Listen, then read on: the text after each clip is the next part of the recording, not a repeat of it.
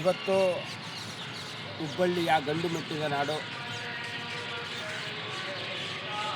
ನಮಸ್ಕಾರ. ನನ್ನ ಹೆಸರು ಬನ್ನೂರು ನಾರಾಯಣ್, ಕರ್ನಾಟಕ ರಾಜ್ಯ ರೈತ ಸಂಘ ಮೂಲ ಸಂಘಟನೆ, ಮೈಸೂರು ಜಿಲ್ಲಾಧ್ಯಕ್ಷರು. ಇವತ್ತು ಒಂದು ಗಂಡು ಮೆಟ್ಟಿದ ನಾಡು ಉತ್ತರ ಕರ್ನಾಟಕದ ಹುಬ್ಬಳ್ಳಿಯ ಸಿದ್ಧಾರೂಢ ಮಠದಲ್ಲಿ ರಾಜ್ಯ ಮಟ್ಟದ STMC ಸದಸ್ಯರು ಹಾಗೂ ರೈತ ಮುಖಂಡರುಗಳು ಸೇರಿ ಒಂದು ಅಭಿಯಾನವನ್ನು ಹಮ್ಮಿಕೊಂಡಿದ್ವಿ.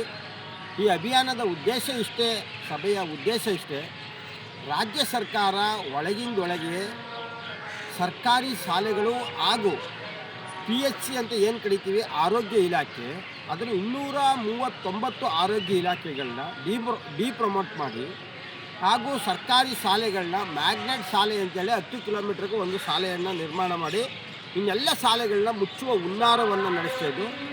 ಇದರಿಂದ ಇಂಡೈರೆಕ್ಟ್ಲಿ, ಪರೋಕ್ಷವಾಗಿ ಸರ್ಕಾರಿ MLAಗಳು, ಶಾಸಕರು ಯಾರಿದ್ದಾರೆ ಅವರು ಮತ್ತು ಉದ್ಯಮಿಗಳು ಏನು ಖಾಸಗಿ ಶಾಲೆಗಳು ಮತ್ತು ಖಾಸಗಿ ಆರೋಗ್ಯ ಇಲಾಖೆಗಳನ್ನ ತೆಗೆದಿದ್ದಾರೆ, ಆ ಇಲಾಖೆಗೆ ಅನುಕೂಲ ಆಗುವಂಥ ರೂಪುರೇಖೆಗಳನ್ನ ರಾಜ್ಯ ಸರ್ಕಾರಗಳು ಮಾಡ್ತಾಯಿದ್ದೇವೆ ಅಂತೇಳಿ ನಮಗೆ ಅನುಮಾನ ಬಂದಿದ್ದು, ಕೂಡಲೇ ರಾಜ್ಯ ಸರ್ಕಾರವನ್ನು ರಾಜ್ಯದ ಸರ್ಕಾರಿ ಶಾಲೆಗಳ ಮತ್ತು ಆಸ್ಪತ್ರೆಗಳ ಉಳಿವಿಗಾಗಿ ಒಂದು ದೊಡ್ಡ ಮಟ್ಟದ ಹೋರಾಟವನ್ನು ಮಾಡ್ತಾಯಿದ್ದೀವಿ.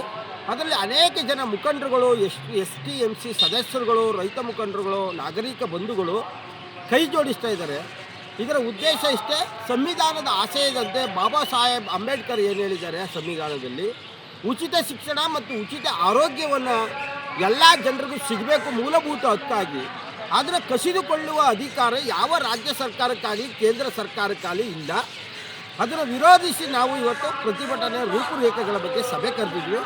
ಮುಂದಿನ ತಿಂಗಳು 11ನೇ ತಾರೀಕು ಈ ವಿಚಾರವನ್ನು ಖಂಡಿಸಿ ರಾಜ್ಯ ಸರ್ಕಾರದ ವಿರುದ್ಧ ಸರ್ಕಾರಿ ಶಾಲೆಗಳ ಉಳಿವಿಗಾಗಿ ಒಂದು ಪಾದಯಾತ್ರೆಯನ್ನು ಹಮ್ಮಿಕೊಳ್ಳಲಾಗಿದ್ದು, ಅನೇಕ ಜನ ರೈತ ಮುಖಂಡರು ಈ ಪಾದಯಾತ್ರೆಯಲ್ಲಿ ರಾಜ್ಯ ಸರ್ಕಾರದ ವಿರುದ್ಧ ಭಾಗವಹಿಸಲಿದ್ದಾರೆ.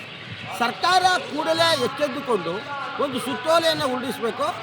ಈಗಿರ್ತಕ್ಕಂಥ ಸರ್ಕಾರಿ ಆಸ್ಪತ್ರೆ, ಸರ್ಕಾರಿ ಶಾಲೆಗಳನ್ನ ಹೆಚ್ಚುವರಿ ಅನುದಾನವನ್ನು ಕೊಟ್ಟು ಸ್ವಚ್ಛಗೊಳಿಸಿ, ಮಕ್ಕಳ ಶಿಕ್ಷಣಕ್ಕಾಗಿ, ಉಳಿವಿಗಾಗಿ, ಮುಂದಿನ ಪೀಳಿಗೆಗೆ ಏಳಿಗೆಗಾಗಿ, ಬಡವರ, ದಲಿತರ, ಕೃಷಿ ಕೂಲಿ ಕಾರ್ಮಿಕರ ಮಕ್ಕಳ ಶಿಕ್ಷಣಕ್ಕಾಗಿ ಉಳಿಸಬೇಕು, ಬೆಳೆಸಬೇಕು. ಆ ನಿಟ್ಟಿನಲ್ಲಿ ರಾಜ್ಯ ಸರ್ಕಾರ ಬಡವರ ಮಕ್ಕಳ ಕುಟುಂಬವನ್ನು, ಆರೋಗ್ಯವನ್ನು ಕಾಪಾಡಬೇಕು ಅಂತೇಳಿ ಆಗ್ರಹವನ್ನು ಮಾಡ್ತಾಯಿದ್ದೇವೆ.